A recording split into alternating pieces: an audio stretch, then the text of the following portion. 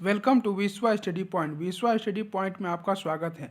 आज हम सामान्य ज्ञान के कुछ इंपॉर्टेंट क्वेश्चन देखेंगे जो अक्सर एग्जाम में पूछे जाते हैं। अगर यह वीडियो आपको अच्छे लगे, ये क्वेश्चन आपको अच्छे लगे तो please like, subscribe and share my channel. तो आइए चलिए स्टार्ट करते हैं। पहला क्वेश्चन आज का, हमारा राष्ट्रीय चिन्ह कहाँ से लिया गया है? सांची के स्तूप से, सारनाथ में स्थित अशोक स्तंभ से, गया स्थित बौद्ध विहार से और सिंधु घाटी में मिले अवशेष से। तो हमारा जो राष्ट्रीय चिन्ह है वो सारनाथ में स्थित अशोक स्तंभ से लिया गया। तो इसका आंसर जो हो जाए आपका बी पार्ट। अगला क्वेश्चन है, होली कब मनाई जाती है? फागुन अमावस्या, कार्तिक पूर्णिमा, कार्तिक अमावस्या और फागुन पूर्णिमा। तो जो होली मनाई जाती है फागुन पूर्णिमा। तो इसका आंसर जो हो जाएगा आपका डी पार्ट।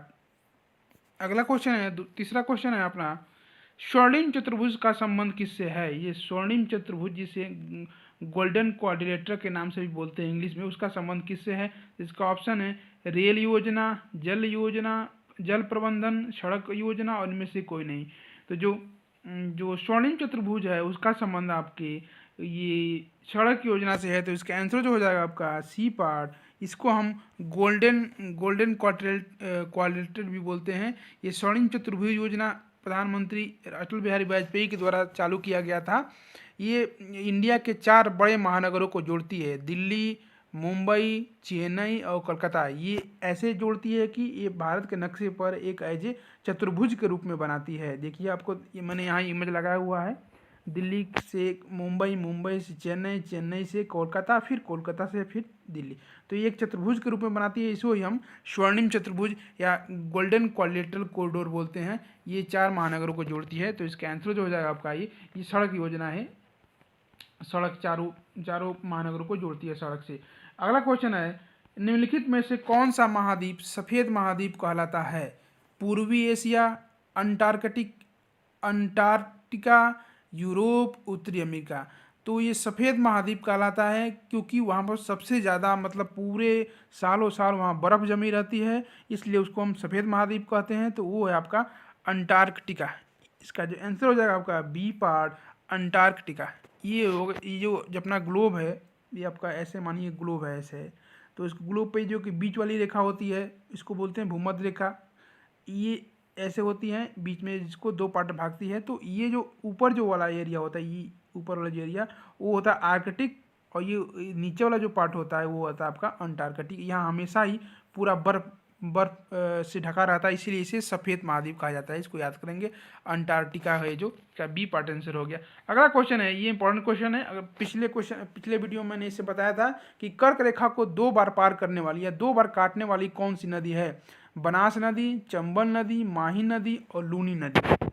तो कर्क रेखा को 2 बार पार करने वाली है, 2 बार काटने वाली रेखा नदी आपकी ये माही नदी है। तो इसका आंसर जो हो जाएगा आपका सी पार्ट, माही नदी। माही नदी 2 बार कर्क रेखा को काटती है। तो अगला क्वेश्चन है, निम्नलिखित रोगों में से कौन एक रोग है जो पानी के प्रदूषण की वजह से नहीं होता है? मीन्स बाकी जो रोग हैं सब पानी के प्रदूषण से होते हैं, लेकिन कौन सा ऐसा रोग है जो बिना पानी के प्रदूषण के होता है? तो इसका ऑप्शन है हैजा, हेपेटाइटिस, टाइफाइड, पीलिया। तो इसमें जो हैजा, टाइफाइड और पीलिया रोग है वो पानी की प्रदूषण की वजह से ही होता है, लेकिन हेपेटाइटिस जो बीमारी है ये आपका पानी के प्रदूषण की वजह से नहीं होता है। तो इसका आंसर जो हो जाएगा आपका बी पार्ट, हेपेटाइटिस। अगला क्वेश्चन है, निम्नलिखित में से किस पौधे में फूल नहीं होते? कटहल, फर्न, आर्किड, गूलर। तो ये जो फर्न पौधा होता है उसमें फूल नहीं होते हैं। तो इसका आंसर जो है आपका बी पार्ट, फर्न। अगला क्वेश्चन है, बीसीजी का टीका नवजात शिशु को कितने दिनों के भीतर लगाना चाहिए? 1 माह के अंदर, 48 दिन के अंदर, जन्म के तुरंत बाद और 7 दिन के अंदर। तो जो बीसीजी का टीका जो होता है नवजात शिशु को लगाया जाता है वो जन्म के 7 दिन के अंदर लगाना चाहिए। तो इसका आंसर जो हो जाएगा आपका डी पार्ट, 7 दिन। अगला क्वेश्चन है, हवाई जहाज के ब्लैक बॉक्स का रंग कैसा होता है? ये इंपॉर्टेंट क्वेश्चन है, ये आया हुआ क्वेश्चन है, ये भी आएगा भी। इंपॉर्टेंट क्वेश्चन है, हर एग्जाम में आता है ये इंपॉर्टेंट क्वेश्चन में 4 स्टार लगा लेते हैं। तो ब्लैक जहाज के अंदर हवाई जहाज के अंदर एक ब्लैक बॉक्स होता है, वो उसका रंग क्या होता है? काला, नारंगी या उसे ऑरेंज बोलते हैं, बैगनी और लाल। तो जो ब्लैक बॉक्स, जो हवाई जहाज के अंदर जो ब्लैक बॉक्स होता है उसका रंग जो होता है आपका नारंगी या ऑरेंज रंग होता है। इसको याद करेंगे, बी पार्ट इसका आंसर हो जाएगा। ये थोड़ा बता देते हैं ब्लैक बॉक्स क्या होता है। किसी भी हवाई जहाज में एक यंत्र रहता है, ब्लैक बॉक्स रहता है, जिसमें क्या रहता है कि पायलट कॉकपिट में जो भी बातें चीज़ें होती हैं उसमें रिकॉर्ड रहता है।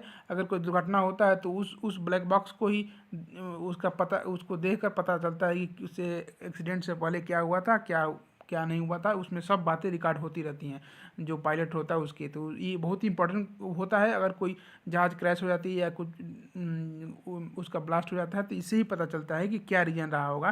तो ये वेरी वेरी इंपॉर्टेंट क्वेश्चन है। ये अक्सर पूछता है कि इसका रंग क्या होता है। नाम तो है ब्लैक, लेकिन इसका रंग होता है नारंगी, ऑरेंज होता है। तो इसका आंसर जो हो गया बी। अगला क्वेश्चन आपका, पृथ्वी की आयु का मापन निम्नलिखित में से किस विधि द्वारा किया जाता है? कार्बन डेटिंग विधि द्वारा, यूरेनियम विधि द्वारा, जैव घड़ी विधि द्वारा, जैव तकनीक विधि द्वारा।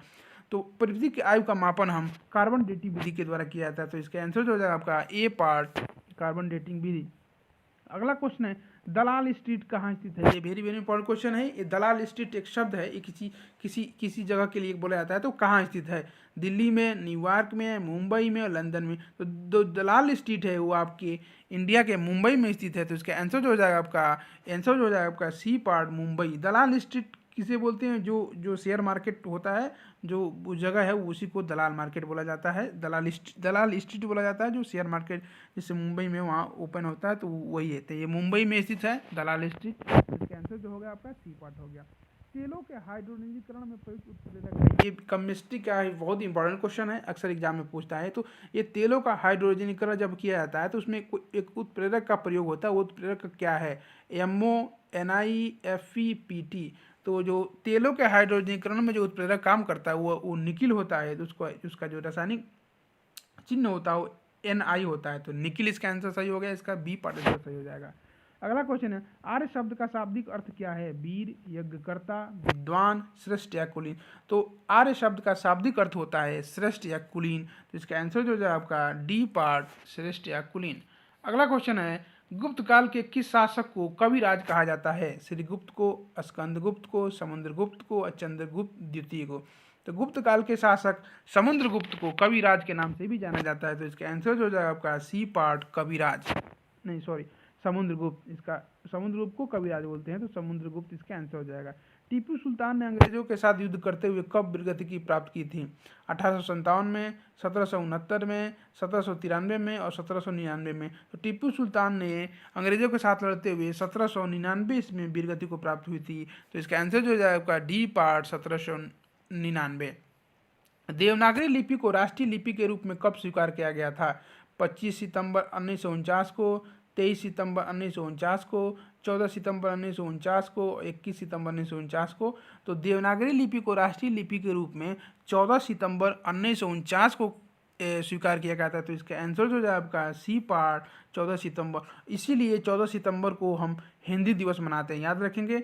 14 सितंबर को इंडिया में हिंदी दिवस मनाया जाता है। हिंदी दिवस मनाया जाता है, याद रखेंगे। ये इंपॉर्टेंट क्वेश्चन है, ये भी पूछता है कि हिंदी दिवस कब मनाया जाता है। तो यही इसी के उपलक्ष्य में, क्योंकि देवनागरी लिपि को राष्ट्रीय लिपि के रूप में हम 14 सितंबर 1949 को ही स्वीकार किया गया था, इसलिए 14 सितंबर को हिंदी दिवस मनाया जाता है, याद करेंगे इसका।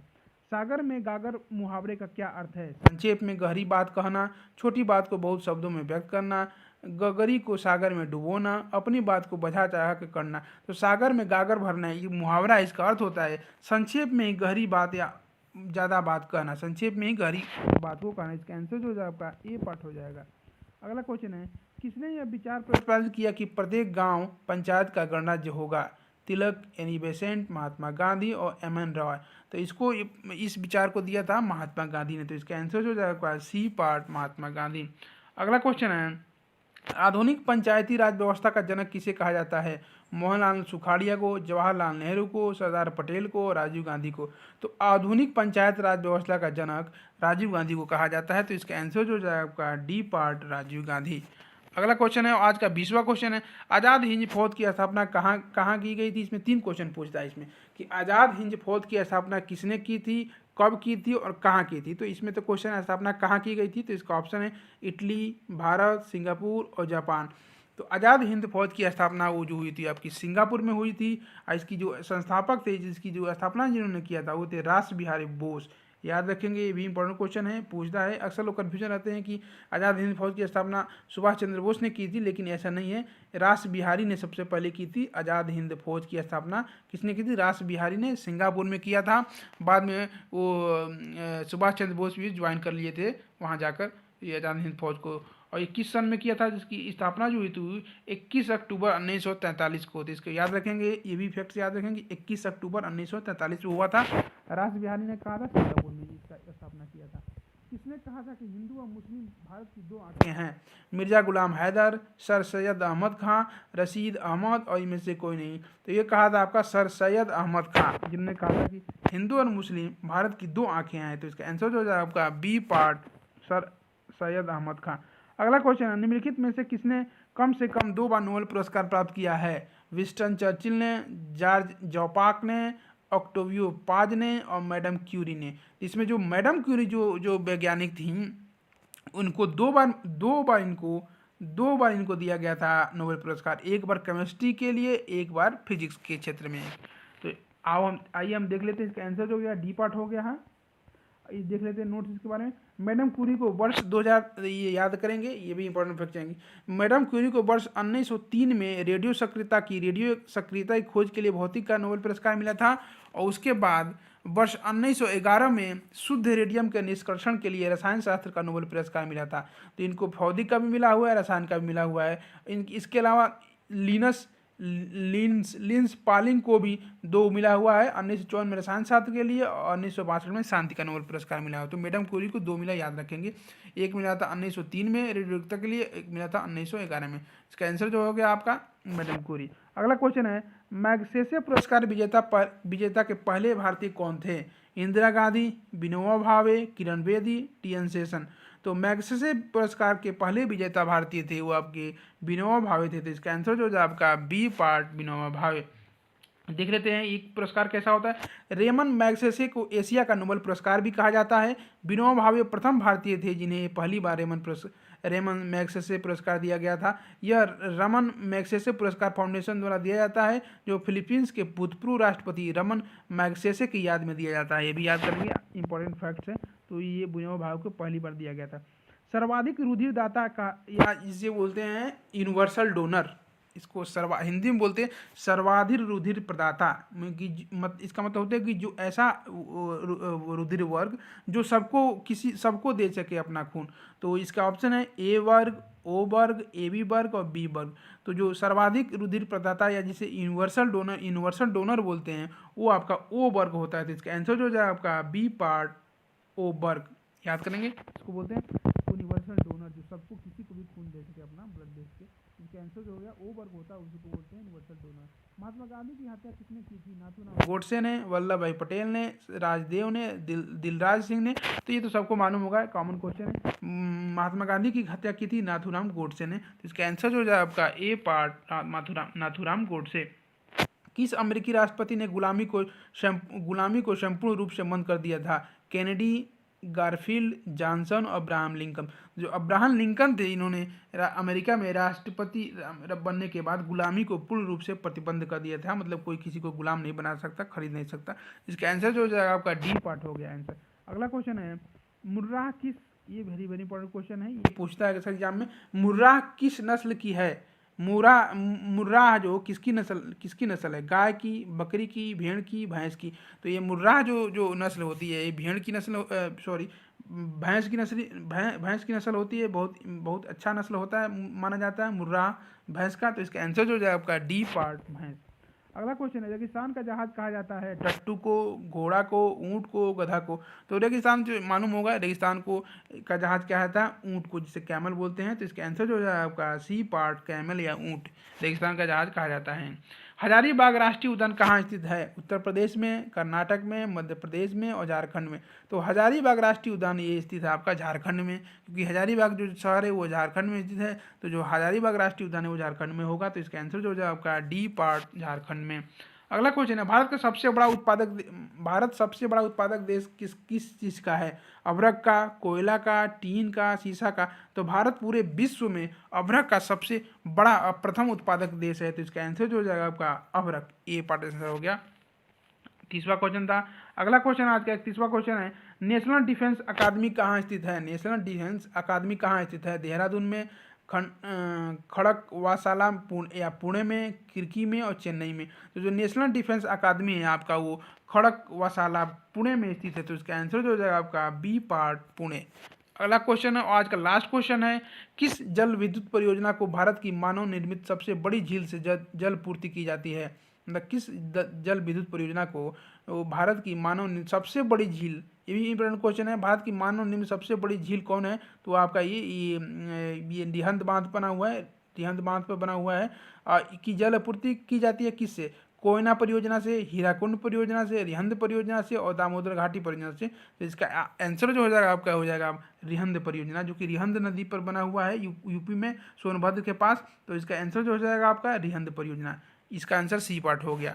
तो आज के 32 क्वेश्चन हो गए आपके। अब कल का क्वेश्चन देखते हैं जो मैंने पूछा था, आप लोग कितने लोग आंसर दिया उसका देखते हैं, उसका सही आंसर बताता हूँ। भूगोल का जनक किसे कहा जाता है? इरेटोस्थनीज को, हेरोडोटस को, हिपार्कस को, हिकैटियस को। तो भूगोल का जनक कहा जाता है आपको हिकैटियस को। तो इसका आंसर जो हो जाएगा आपका, इसका आंसर जो हो जाएगा डी पार्ट हिकैटियस। ये आपका आंसर हो जाएगा कल वाला क्वेश्चन का।